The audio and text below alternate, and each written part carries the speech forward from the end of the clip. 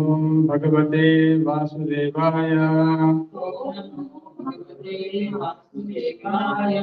ओम नमो भगवते वासुदेवाय। ओम नमो भगवते वासुदेवाय। ओम नमो भगवते वासुदेवाय। नारायणं नमस्कृत्य नरं चैव नरोत्तमं देवीं सरस्वतीं व्यासं ततो जयमुदीरये। नमस्कृत्य भद्रेषु नित्यं भागवत सेवया भगवती उत्तम श्लोके भक्ते भवति नैष्ठिकी। Reading from Bhagavad Gita as it is, chapter 8, containing the Supreme, text number 28. Vedeshu Yagneshu Tapasu Cha Eva Vedeshu Yagneshu Tapasu Chaiva Daneshu Yat Punyafalam Pradishtam Daneshu Yat Punyafalam Pradishtam Atyeti Tat Sarvamidam Viditva Atyeti Tat Sarvamidam Viditva Yogi Param Sthanam Upeti Cha Adyam Yogi Param Sthanam Upeti Chadyam Vedeshu Yagneshu Tapassu Chaiva Daneshu Yat Punyafalam Pradishtam Atyeti Tat Sarvam Idam Viditva Yogi Param Sthanam Upeti Chadyam Vedeshu Yagneshu Tapassu Chaiva Daneshu Yat Punyafalam Pradishtam Atyeti Tat Sarvam Idam Viditva Yogi Param Sthanam Upeti Chadyam Vedeshu Yagneshu Tapassu Chaiva Daneshu Yat Punyafalam Pradishtam Atyeti Tat Sarvam Idam Viditva Yogi Param Sthanam Upeti Chadyam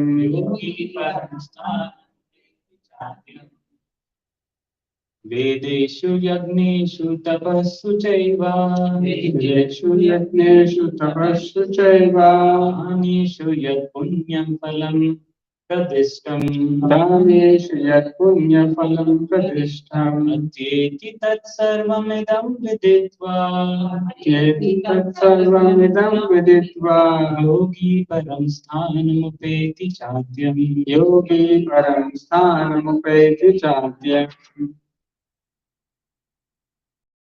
Vedeshu Yagneshu Tapassu Chaiva Vedeshu Yagneshu Tapassu Chaiva Punya Palam Pradishtam Daneshu Yat Punyafalam Pradishtam Atyeti Tat Sarvamidam Viditva Yogi Param Sthanam Upeti Uchadya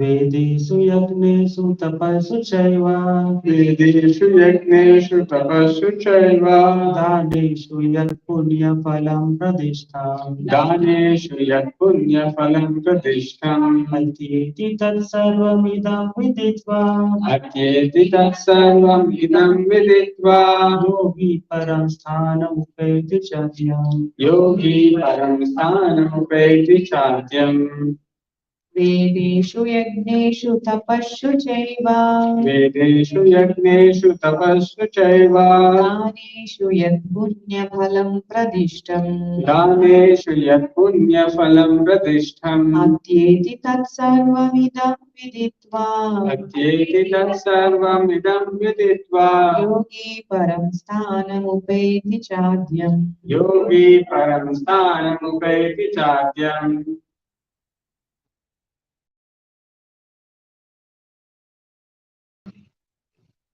वेदेषु यज्ञेषु तपस्सु चैव वेदेषु यज्ञेषु तपस्सु चैव दानेषु यत् पुण्यफलं प्रदिष्टम् दानेषु यत् पुण्यफलं प्रतिष्ठम् येति तत्सर्वम् इदं विदित्वा अत्येति तत्सर्वमिदं विदित्वा योगी परं शतनम् उपैति चद्यम् योगी परं स्थानमुपैति चाद्यम्.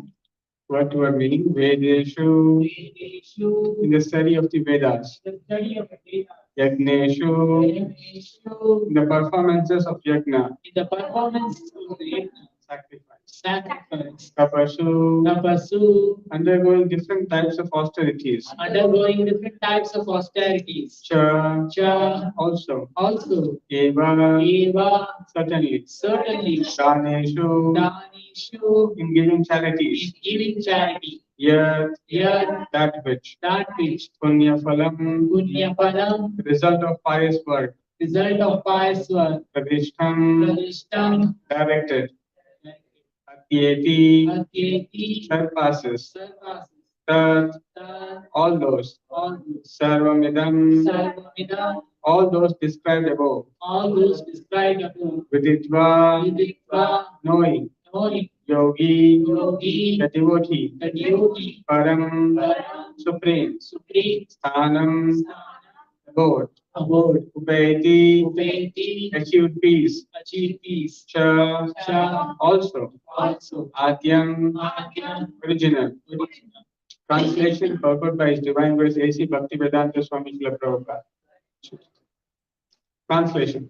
A person who accepts the path of devotional service is not bereft of the results derived from studying the Vedas, performing austere sacrifices, giving charity, or pursuing philosophical and fruitive activities. At the end, he reaches a supreme abode. Translation with repetition. A person who accepts The the path of devotional service path of devotional service is not bereft of is not the results derived from studying the Vedas, performing austere sacrifices, performing austere sacrifices, giving charity, or pursuing philosophical and fruitive activities. pursuing philosophical and fruitive activities. At the end, At the end, he reaches a supreme abode. he reaches the supreme abode. Purport by Srila Prabhupada. Jai Sri Ram. This verse is a summation of the 7th and 8th chapters, particularly as the chapters deal with Krishna consciousness and devotional service. One has to study the Vedas under the guidance of the spiritual master and undergo many austerities and penances while living under his care. The brahmachari has to live in the home of the spiritual master just like a servant, and he must beg alms from door to door and bring them to the spiritual master. He takes food not only under the master's order, and if the master neglects to call the student for food that day, the student fasts. These are some of the Vedic principles for observing brahmacharya. After the student studies the Vedas under the master for a period from 5 to 20 years, he may become a man of perfect character. Study of the Vedas is not meant for the recreation of armchair speculators, but for the formation of character. After this training, the brahmachari is allowed to enter into household life and marry. When he is a householder, he also has to perform many sacrifices and strive for further enlightenment.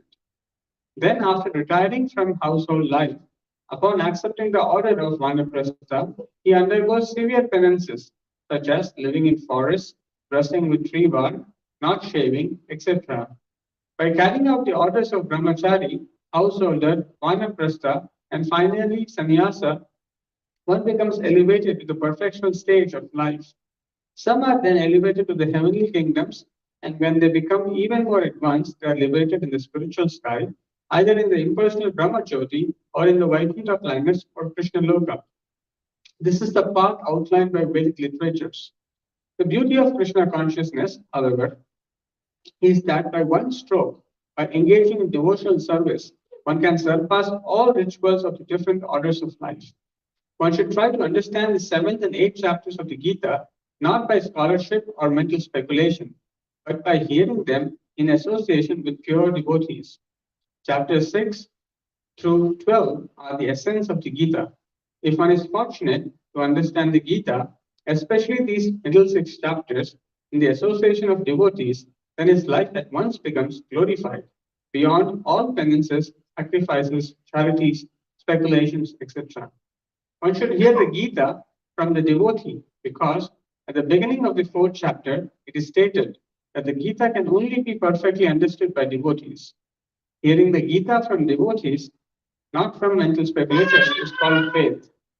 Through association of devotees, one is placed in devotional service.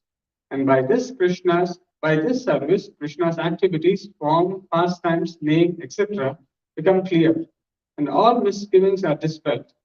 Then, once doubts are removed, the study of the Gita becomes extremely pleasurable, and one develops a taste and feeling for Krishna consciousness. In the advanced stage, one falls completely in love with Krishna, and that is the beginning of the highest perfection stage of life, which prepares the devotee's transferal to Krishna's abode in the spiritual sky, Goloka Vrindavana, where the devotee enters into eternal happiness. Thus ends the Bhaktivedanta purpose, 8th chapter of the Srimad Bhagavad Gita, in the matter of attaining the Supreme. Om Ajnanatimirandasya Jnananjanashalakya Chakshurunmilitam Yena Tasmai Shri Gurave Namaha Nama Om Vishnu Padaya Krishna Presthaya Bhutale Srimate Bhakti Vedanta Swami Tinamine Namaste Saraswate Deve Gauravani Pracharine Nirvishesha Shunyavadi Paschatya Deshatarine Jai Shri Krishna Chaitanya Prabhu Nityananda Shri Advaita Gadadhara Srivasadi Gaura Bhakta Vrinda Hare Krishna Krishna Krishna Hare Hare Hare Rama Rama Rama Hare Hare.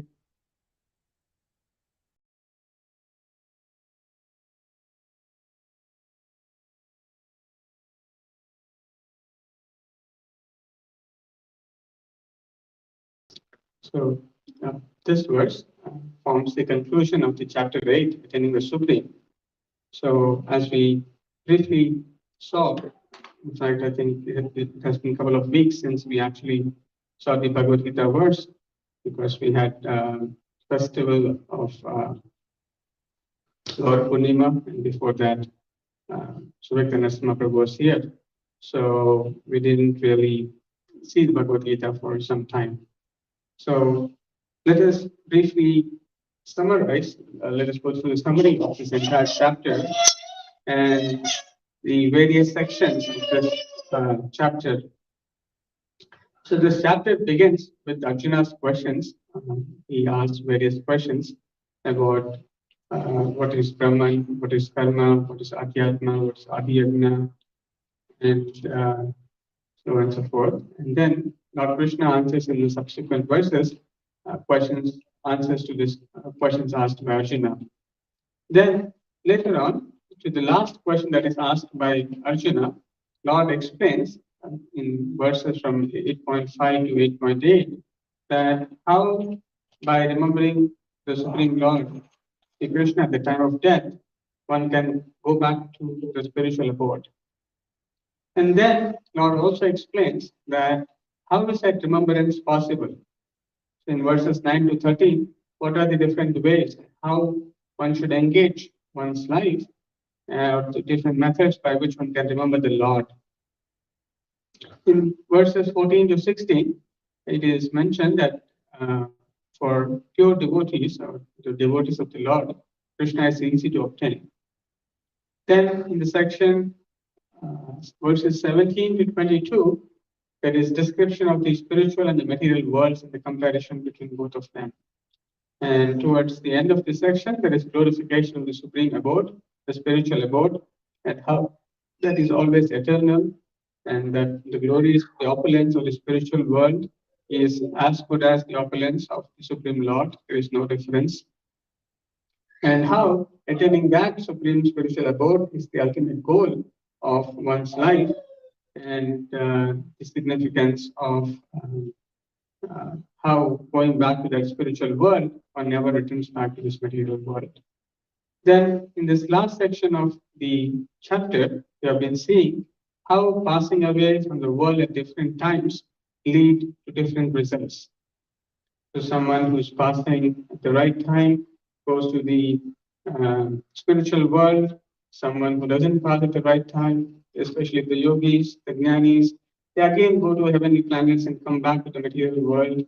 And therefore, there are various things that yogis try to do. They try to attain perfection, and they try to leave the body at a specific time so that they attain spiritual goal, a spiritual abode.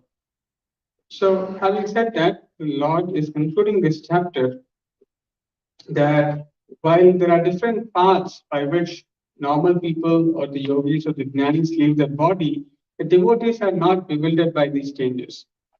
Devotees are assured that simply by rendering devotional service, they will attain the supreme perfection.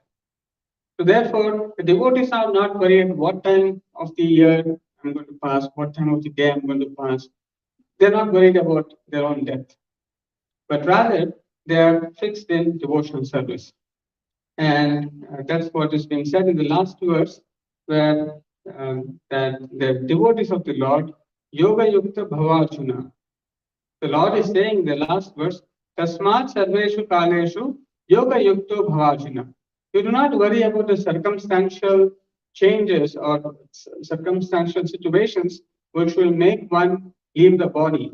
Sometimes one may leave at an inappropriate time, some may leave at an appropriate time according to the Vedic calculations. But Lord is saying, do not worry about them.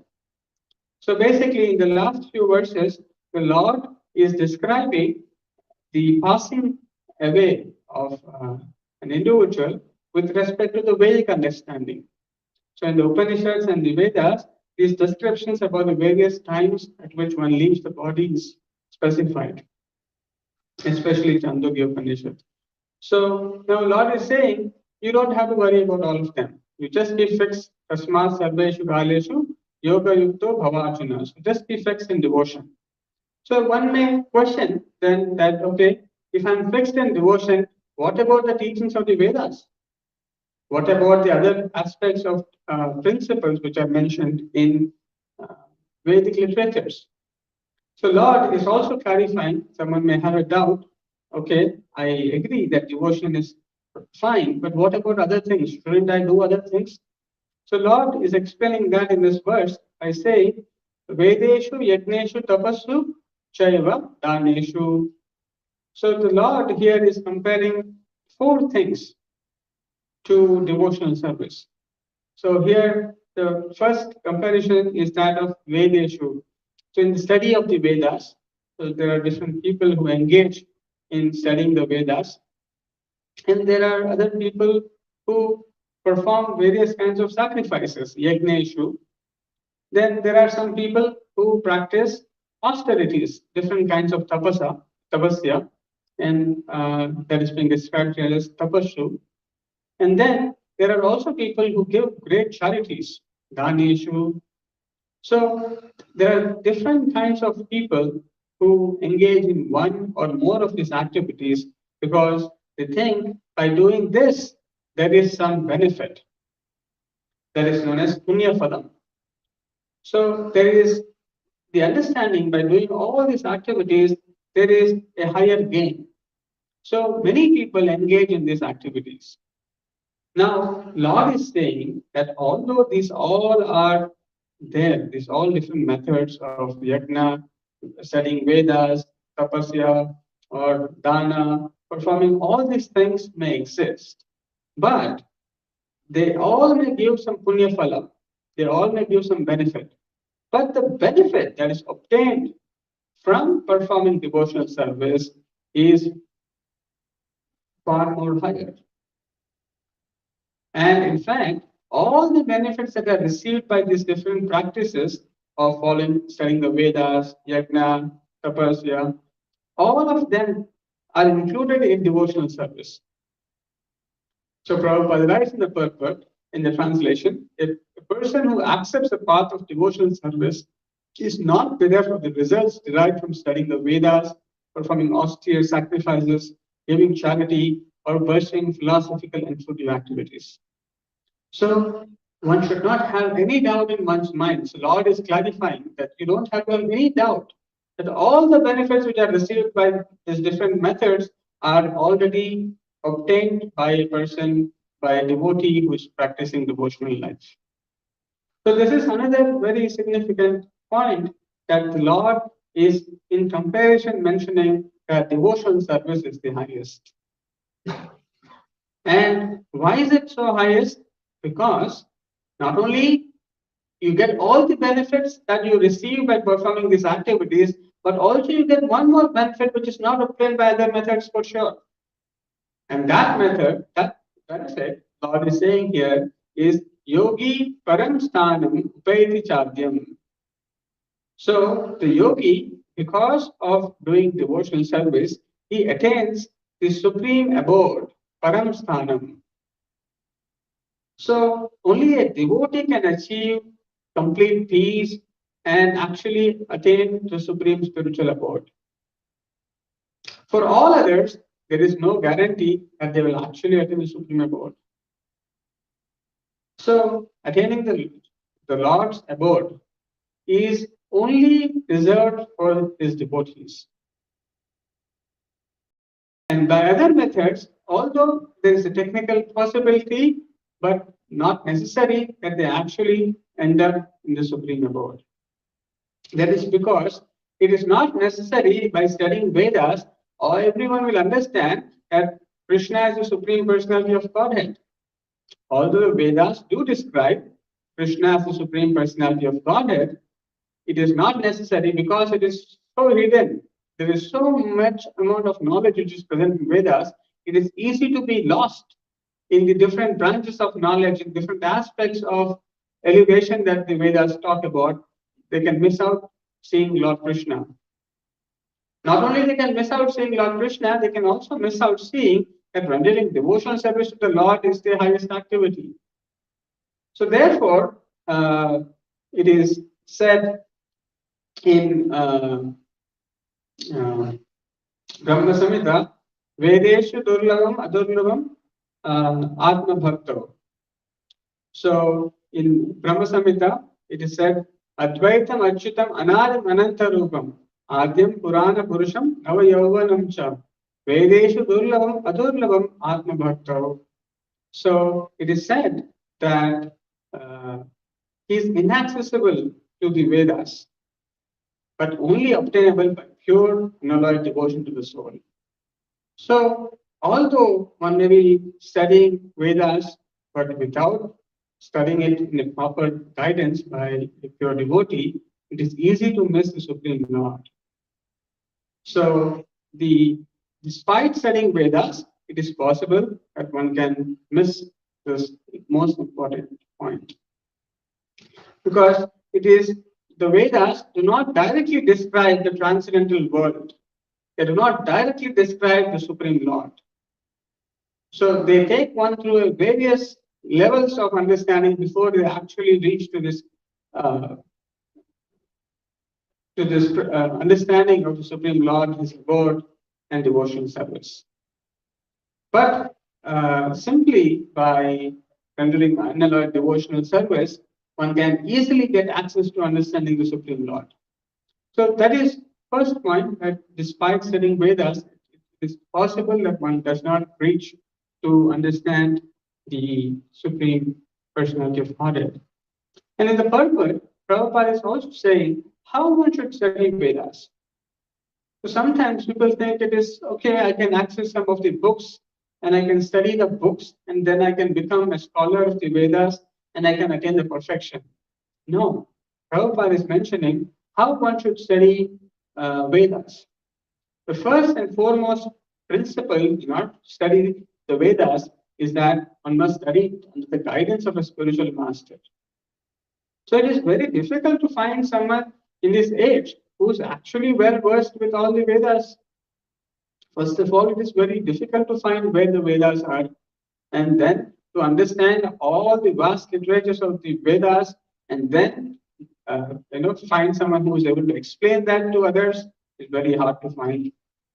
Then, even if one finds some spiritual master who knows Vedas, and someone wants to study Vedas, one has to undergo many austerities and penances while living under the care of the spiritual master. So this study of Vedas, it is not like how we go to school and come back and do something else and then do something else and then go back to school. Maybe once in a week, twice in a week, one can study. No, it is not like that. One has to be under the care of the spiritual master so that he is focused. He is not diverting his attention to various things, because it is not easy to understand the Vedic knowledge. And therefore, one has to live under the guidance of the spiritual master, under his care, and perform great amount of austerities and penances. And how should one live under the care of the spiritual master? One has to live as a servant. One has to, as a menial servant, he has to beg alms from door to door, and then whatever he collects, he has to first give back to the spiritual master. And only when spiritual master orders the disciple to eat food, that he can take food. If the master does not call, then he cannot take the food for that day, and the student fasts. So, in this way, the student has to lead a life of brahmacharya under the guidance of the spiritual master, performing austerities and penances and acting like a menial servant. When one is undergoing this kind of training, then one is qualified to understand the Vedic knowledge. And then it is not that Vedic knowledge is just understood in just few days. No. From the age of 5 to 20 years, he has to be present in the guidance of his spiritual master. Now, Prabhupada is mentioning a very significant point in the purport, that Prabhupada is saying that not that you go to study Vedas to become an armchair speculator. So today, when people study religion in universities, like any of the big universities or small universities, they try to become armchair speculators and philosophers. That is not the goal of Vedic knowledge. The purpose of studying Vedas is not just to learn some language, be able to pronounce well, speak well. That is not the point. Prabhupada is saying the goal of the Vedic, the student who is studying the Vedic knowledge of the Vedas must become a man of perfect character. That is the test. So sometimes it is easily, especially in this age of Kali Yuga, it's very easy to not see the character of the person, but rather see the scholarship of the person and be bewildered. So the study of the Vedas is seen in the character and the behavior of the individual. It is not just meant to speak nicely, give some philosophical, speculative understanding from this side, from that side. That is not the main point. The main point is there a formation of character? Is the individual trained to see every woman as mother, except his own wife? This is the Chanakya Pandit who says that a man of knowledge must have these qualities. He must consider others' property as garbage. So, in this way, it is not just the knowledge of academics that is significant, it is the character of the individual is very important when one is learning these studies. Unfortunately, in today's age, we don't have proper place where the children can be trained in good character. And that's why Srila Prabhupada said that one of the purposes of establishing International Society for Krishna Consciousness is to create centers where there are devotees who exhibit good character, who possess the qualities of sadhu, who carry sadhu bhushanam, who are tolerant, who are priceless, who are demonstrating all the good qualities. Because without having a place to see the good qualities, the demonstration of good character, it is very difficult for common man to follow them. Therefore, Prabhupada established these ISKCON centers, Hare Krishna movement centers, so that the general population can come and benefit from the association of the devotees by becoming good in character. So it is so nice that Srila Prabhupada is introducing the ideas of the Vedic system in a modern technological society where it is not easy to practice this traditional method of learning, but Prabhupada is establishing a newer way of how one can still be doing all these things in a slightly different way.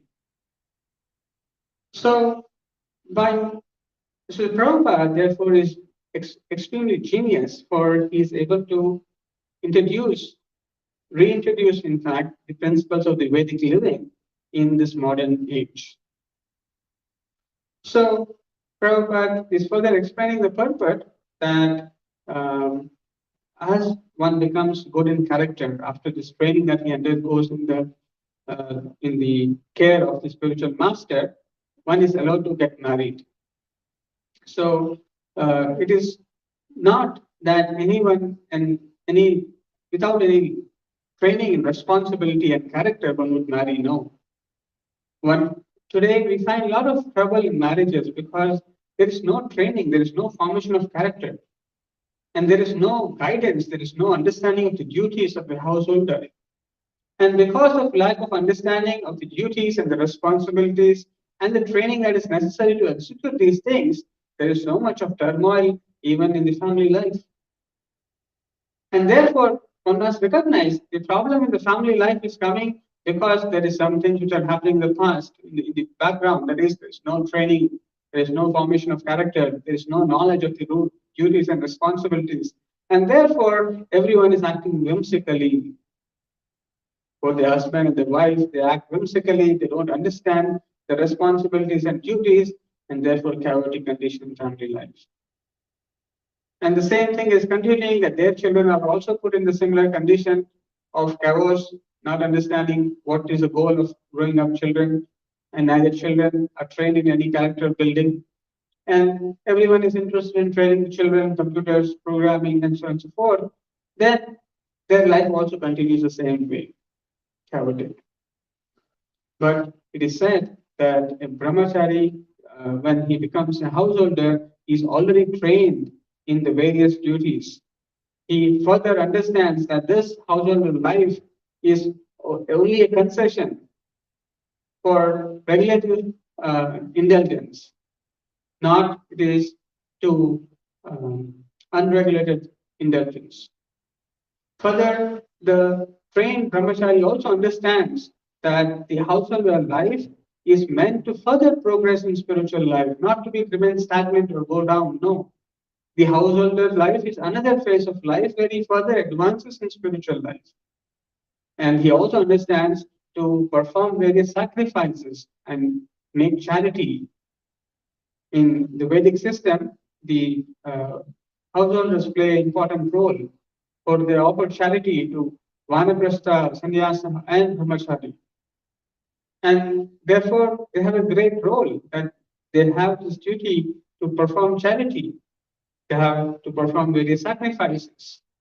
And along with all this, they have to strive to make spiritual advancement. So in this way, there are various rules and regulations, duties and responsibilities at different stages of life in one Varnashrama system. Very well organized.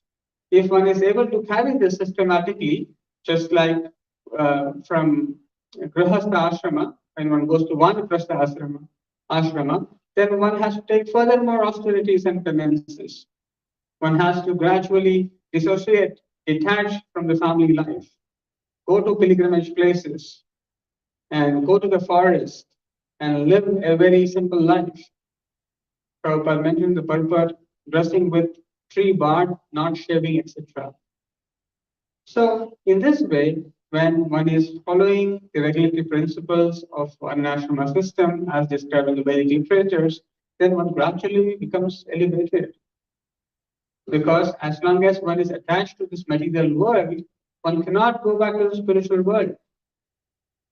So the process of Vanaprastha systematically teaches one in detachment, at the same time helps one evolve in knowledge and application of the knowledge.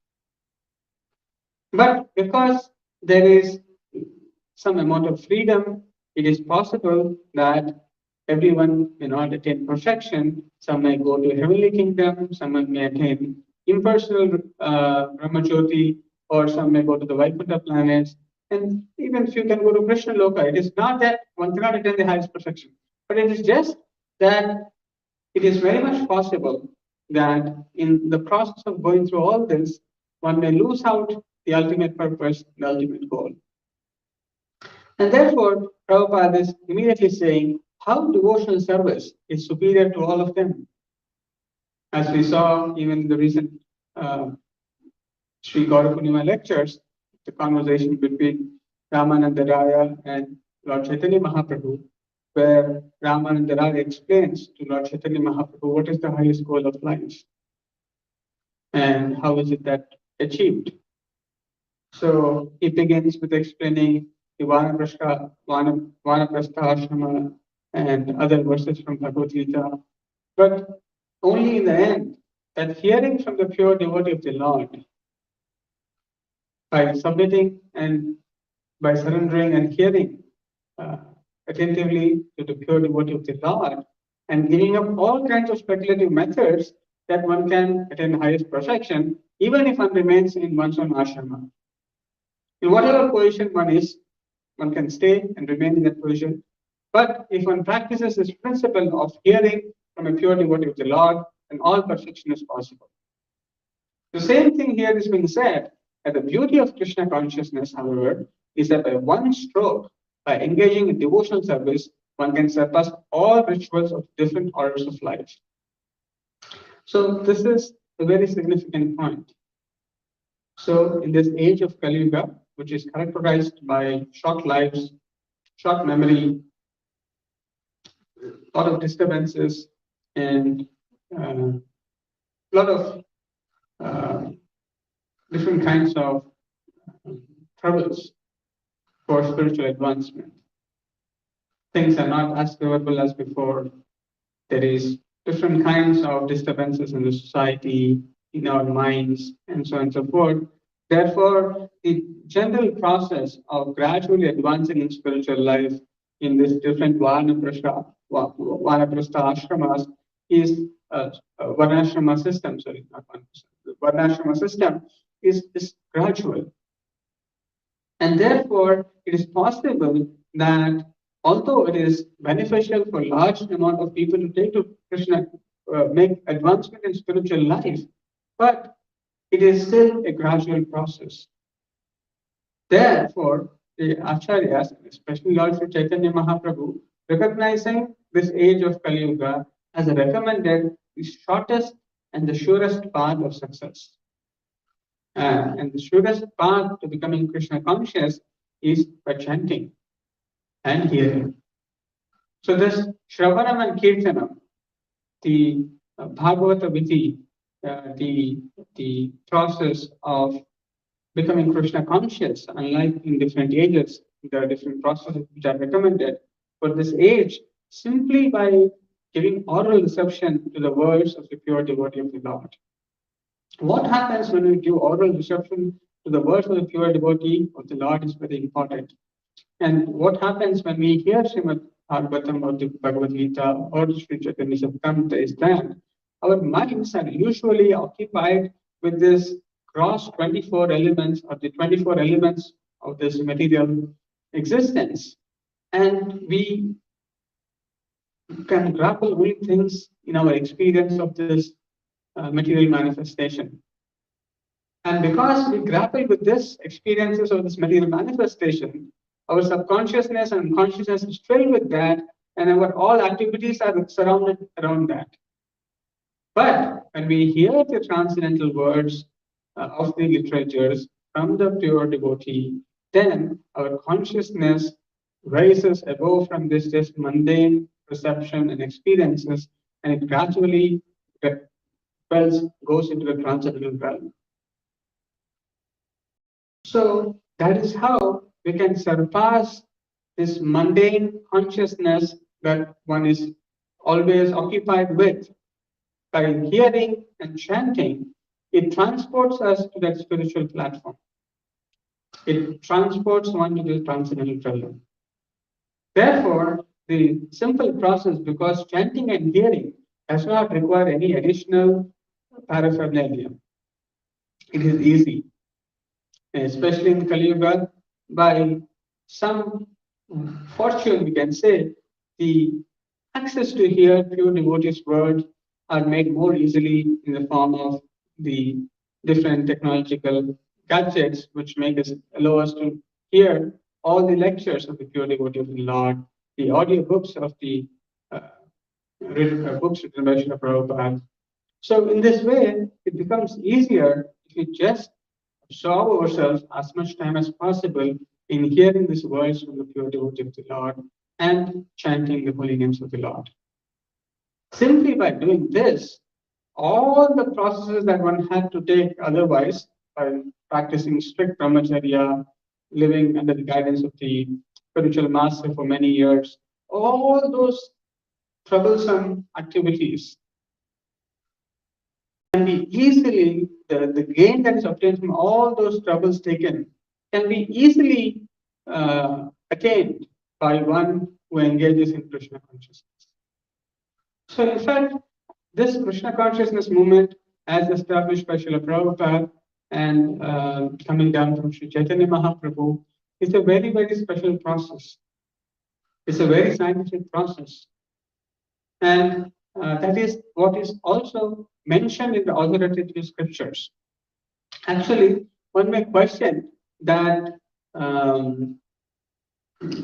how is that, someone may say, all these principles are also mentioned in the Vedic literatures, like doing sacrifices, studying Vedas, doing charities.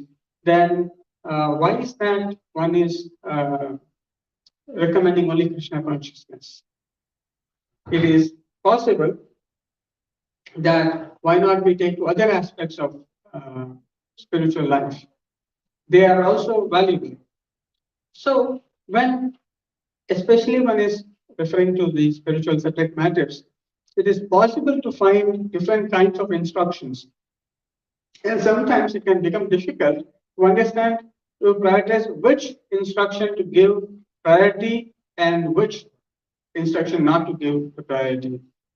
So here there is one beautiful incident from Chaitanya Charitamrita, Madhya Lila, where there is a description, there is a discussion between the king, Prataparudra, and Sarvabhauma Bhattacharya. So in this conversation, the king is asking Bhattacharya, why have the devotees not observed the regulations for visiting the pilgrimage place, such as fasting, shaving, and so on? Why have they first eaten prasada? So the devotees would travel from from Mayapur to Jagannath Puri, and they would come to attend the Rath Yatra and meet Lord Chaitanya Mahaprabhu. So during this time, usually when one is going to the pilgrimage places, it is recommended that one should fast, observe upavasa, and not do shaving, and so on and so forth. But as soon as these devotees have come to Jagannath Puri, they immediately honored prasadam without doing any fasting. So then the king was surprised. Why is this devotees acting like this? And then he asked our own Bhattacharya, what is the reason for these devotees doing these kind of things? Then Bhattacharya says, what you have said is right according to the regulatory principles governing the visiting of holy places. But there is another path, which is the path of spontaneous love. According to those principles, there are certain intricacies involved in the execution of religious principles. So even in executing religious principles or in practicing spiritual life, there can be different set of instructions for different people at different levels. And sometimes some instructions take precedence over other. And to understand the intricacies, one needs to have a spiritual master. If one does not have a spiritual master, this is known as Sukshma Dharma Varma. So, Sukshma Dharma Varma means the subtle intricacies of the religious system. If one is not guided by a spiritual master, a pure devotee of the Lord, one cannot understand the subtle intricacies of the spiritual aspects. So then he says that Sarvam Bhattacharya further goes on to explain what is the intricacy that is involved here. The scriptural injunctions for shaving and fasting are indirect orders of the Supreme Personality of Godhead. However, when there is a direct order from the Lord to take prasada, naturally the devotees take prasada as their first duty. So, although there can be different instructions that are given by the Lord, some are considered direct and some are considered indirect. And here, Sarvam Bhattacharya is able to explain the distinctions between the different instructions and why some instructions are considered more superior than the others.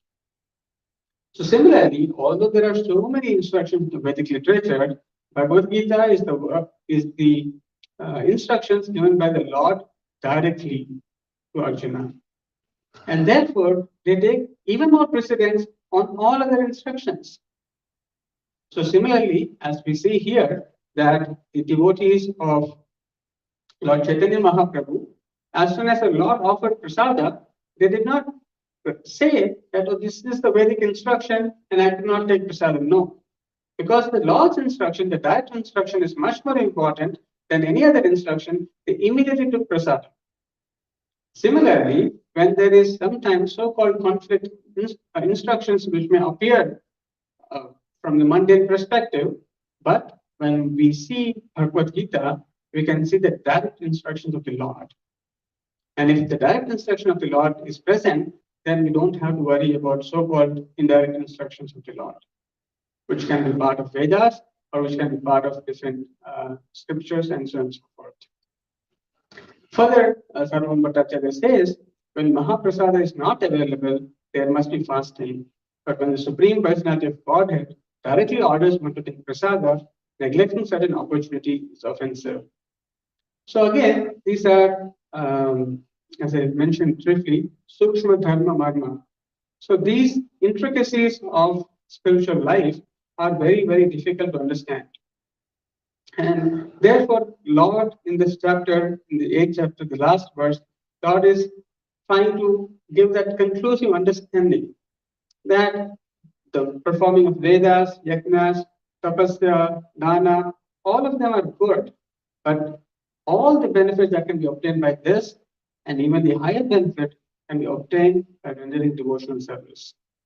So Prabhupada is also further explaining that how one should practice this devotional life.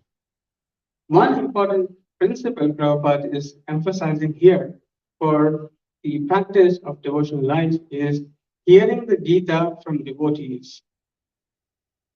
So this is another principle, just like there is reading Bhagavad Gita, hearing Bhagavad Gita is a principle, but there are more intricacies to it.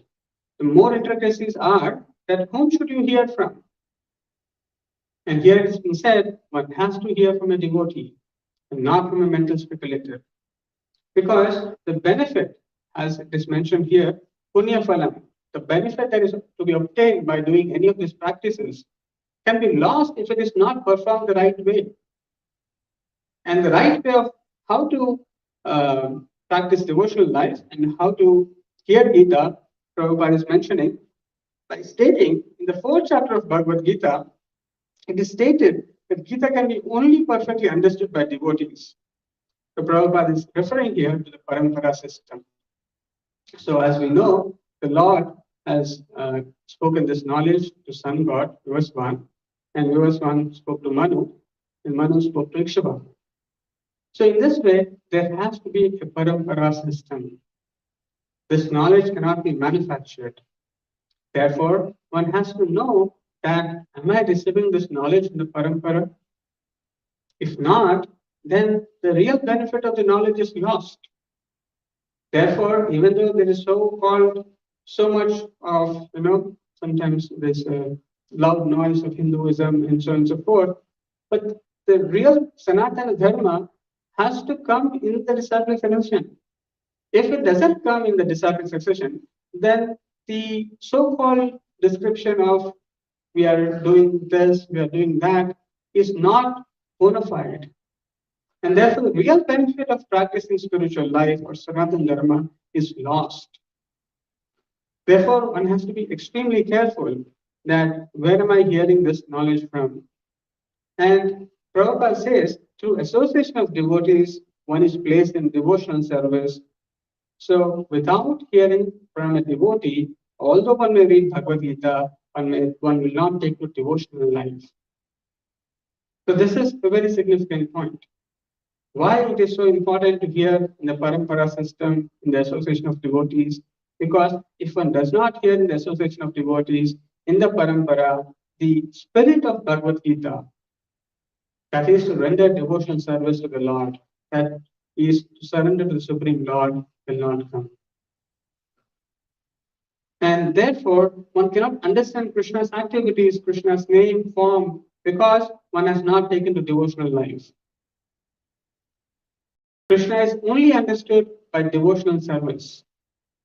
There is no other way to understand Krishna.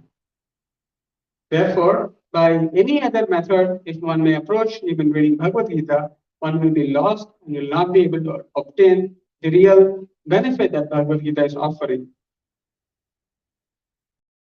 And Prabhupada is saying, when one is in the association of devotees, begins to do devotional life, then one important thing that happens is that the doubts are removed. So it's a process. So we all have various doubts. But as we make progress in devotional life, the doubts are slowly removed. And once the doubts are removed, the study of the Gita becomes extremely pleasurable, and one develops a taste and feeling for Krishna consciousness. So, as the Prabhupada gives example of a jaundice afflicted person, although the sugar candy is sweet, the jaundice person who is afflicted with jaundice cannot appreciate the taste of sugar candy. But that is the medicine. As he takes the medicine, gradually the taste will come back to the individual. Similarly, although Bhagavad Gita, Srimad Bhagavatam, and all these literatures are all very sweet, because we are not in a healthy condition, we are not able to appreciate the nectarian taste of these literatures. But by gradual process of overcoming our doubts and misgivings, we will gradually appreciate the nectar, and we will find all the teachings of Bhagavad Gita very pleasurable. And Prabhupada says, in the advanced stages, one becomes completely in love with Krishna. That is the beginning of the highest perfection stage of life. So Prabhupada is saying that this chapter of Bhagavad Gita, which talks about attaining the Supreme, in order to attain the Supreme, one has to develop the love for Krishna. So unless one has not in love with Krishna, one is not prepared to do devotional service in spontaneous devotional service, one is not eligible to go back to the spiritual abode. So, but that process of attaining the highest perfection, is simply possible by hearing and chanting. By hearing the Vedic literatures, especially Bhagavad Gita, Srimad Bhagavatam, and chanting Hare Krishna Mahamantra, all impurities will vanish and the gradual progressive advancement of spiritual life and attachment towards devotional service and Krishna will awaken. When that dormant Krishna consciousness is awakened, we become eligible. In the progressive stages, it becomes love for the Lord. When one comes to that advanced stage, one becomes automatically qualified to go back to the spiritual world. And in that spiritual world, Prabhupada says that the devotee enters into eternal happiness. So this is a beautiful description by the Lord how the process of devotional service is better than different processes mentioned in the Vedic literatures and the various practices of charity and yajna, performing yajna and things like that. All those benefits are easily obtained to one who's rendering devotional service. So it's another nice verse, and with this, we are concluding. This is the conclusion of 8th chapter, and starting tomorrow, we'll be discussing the 9th chapter, which is the most central chapter, which explicitly talks about the most confidential knowledge. So I'll stop here and see if there are any questions or comments.